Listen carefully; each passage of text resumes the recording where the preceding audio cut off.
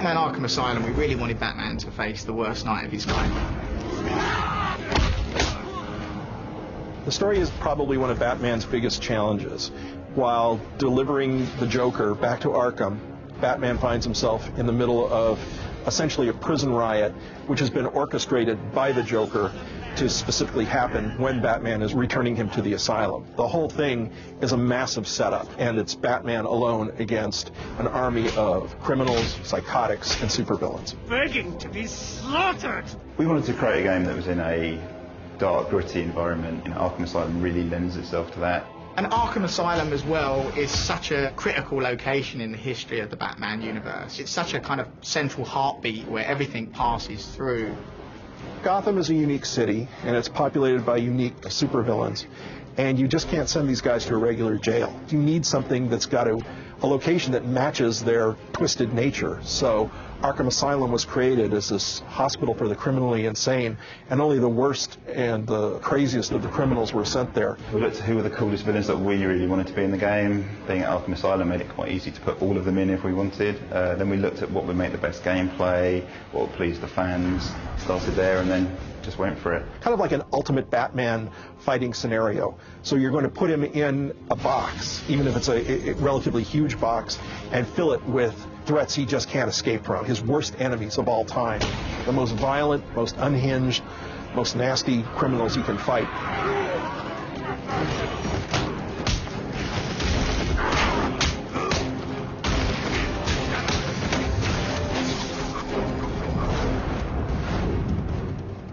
It's really important to us that when you pick up the pad, Batman, if he's taking 4, 5, 6 henchmen on, he doesn't have a lot of trouble. I mean, he's a highly trained martial artist. He can take these guys out with no problems. So we really wanted the player to feel that power. Lots of people coming at you and you feeling like you're just babbing them around. So the skill in the game really comes from when you're taking on 8, 9, 10 enemies, one with a taser, one with a machine gun, one with a pipe he's ripped off the wall, and balancing that danger in the room.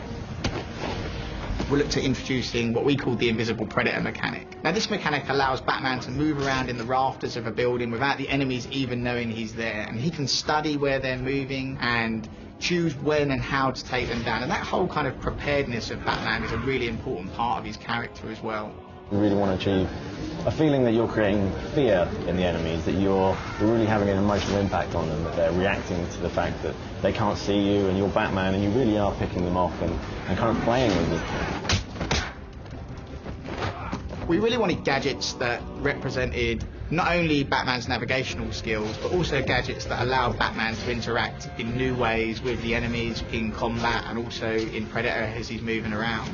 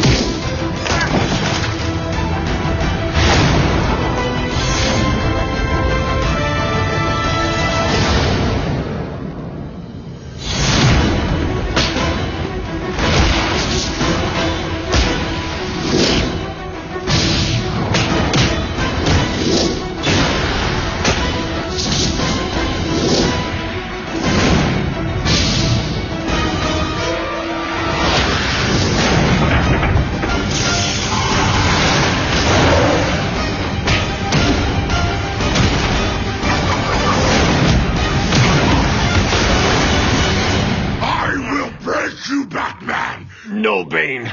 This time I break you.